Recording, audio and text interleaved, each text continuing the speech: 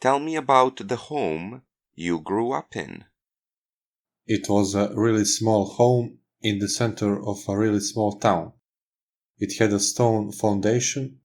It was painted pink and white on the outside.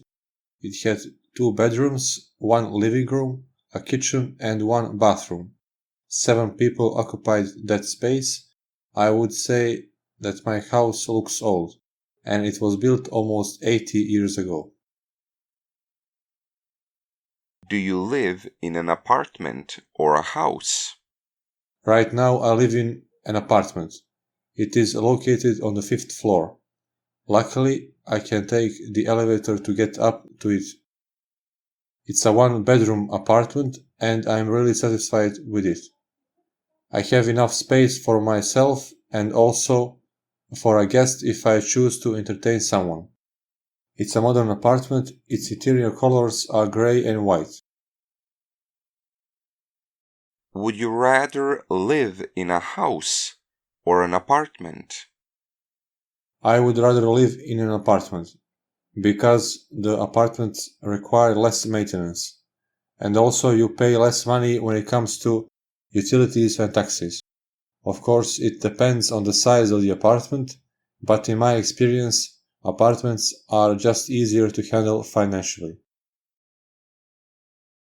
Is it expensive to buy a house in your country? Depending on where you want to buy it. If you want to buy an apartment in a touristic place, it's gonna be really expensive. But if you wanna buy a house somewhere in the countryside, and it is really cheap. You can buy the house in the countryside for an average yearly salary. And I must say, our countryside is really nice, so it's worth it. Describe your home to me. As I have stated before, it is an apartment on the 5th floor. It is a modern apartment. What I mean by that is it has a new furniture that is designed in the latest fashion. The walls are painted white, while some of the interior decoration has a light gray color. The bedroom has a big bed and a small closet. The kitchen is quite small. It has a small stove, a small sink, and a small fridge.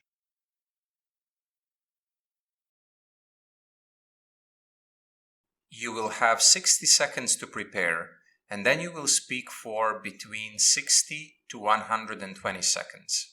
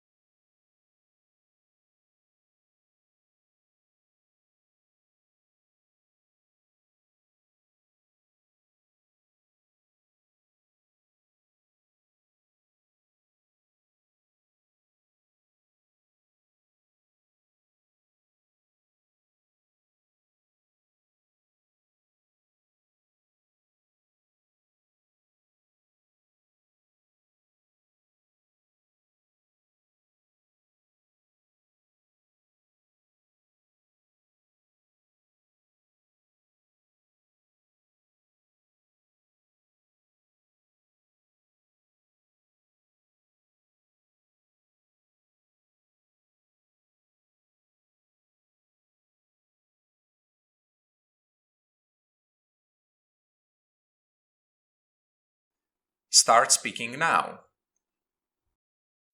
The fondest memory from my childhood was the one when I scored 2 goals in one match.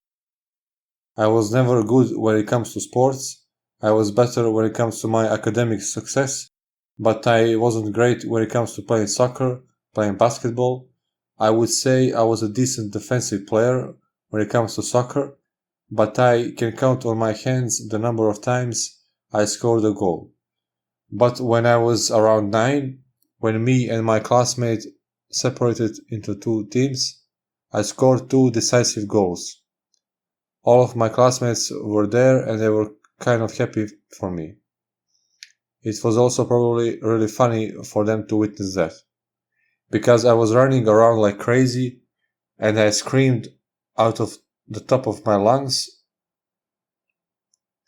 I mean, they understood why I was so happy. Because my classmate Besides my classmates, only our teacher was also there, and he smiled because he knew I don't score that often.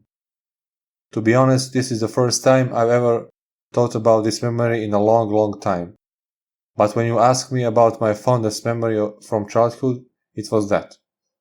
I think it's my fondest memory because I succeeded in doing something that I was really bad at. I think that it was memorable to all of my classmates as well. When people ask them what happened recently, they mention that I scored a goal. That is funny.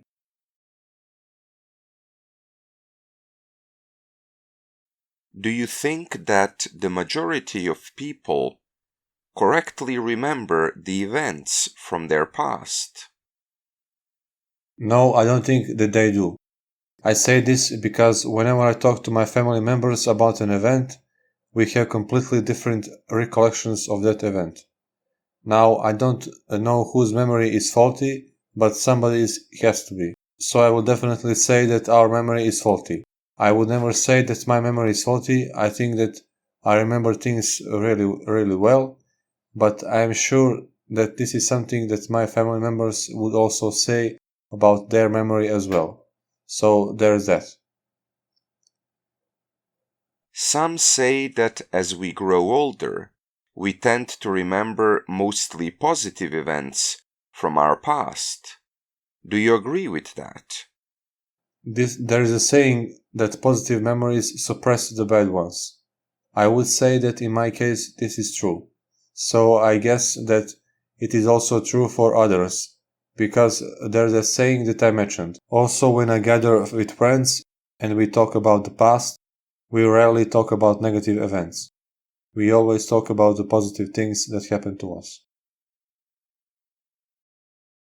To what extent can our memories affect our present life? That depends on the type of person we are. But I would say that they affect us greatly. I only know one person who is in that much affected by their memories, but she is somebody who knows how to move on. She doesn't allow her past baggage to wear her down. But I think for the vast majority of us, our memories are facts, whether they are in positive or negative way. In your opinion, what is the best way to deal with a bad memory? To accept it.